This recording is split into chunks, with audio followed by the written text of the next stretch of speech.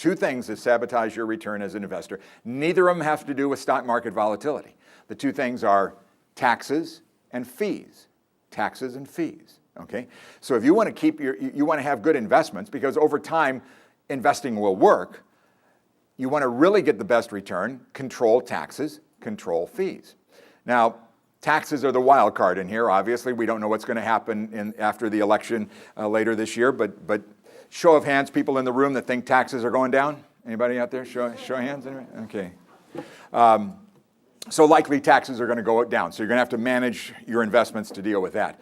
But fees, you can really bring down your fees. Now, the folks back here, I was just talking to them before we started today. They're busy, busy, busy. People are coming in. We got just a month to go or so, a little bit more than a month to go to get your IRAs opened up for tax year 2011. So they're busy, busy, busy helping people. And a lot of people, their busiest day will be April 17th because we get a couple extra days in here. And there will be lines outside of every branch of San Diego County Credit Union who people waited till the very last minute to open up an IRA, okay?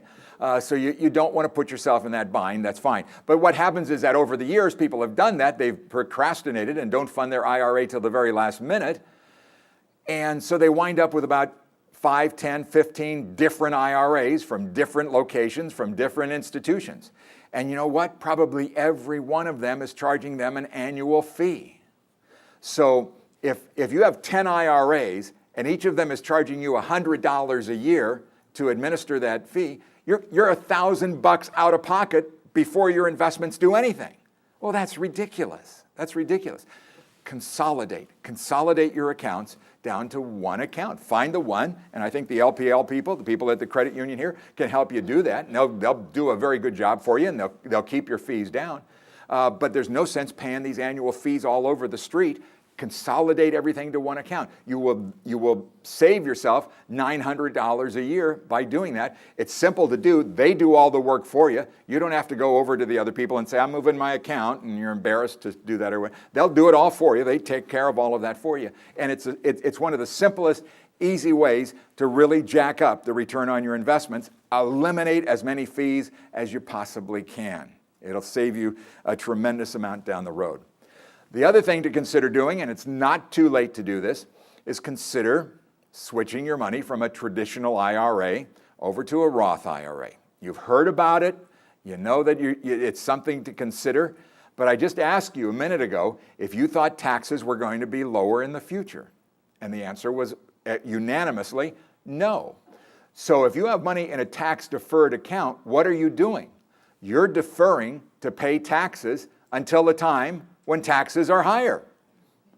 Doesn't make a lot of sense to me, okay? There was a study done by the University of California called The Cruel Hoax of Tax Deferral. And there's a lot of truth to that. There's a tremendous amount of truth to that because really the only person who benefits really dramatically from tax referral is Uncle Sam, okay? Death does not eliminate taxes on your accounts. That tax liability transfers over to the beneficiaries of your account. So somewhere along the line, somebody's going to have to pay those taxes.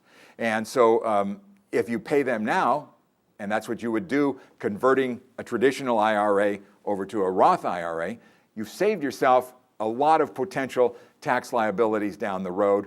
It's not hard to do. The rub is, of course, you got to pay the taxes now, okay?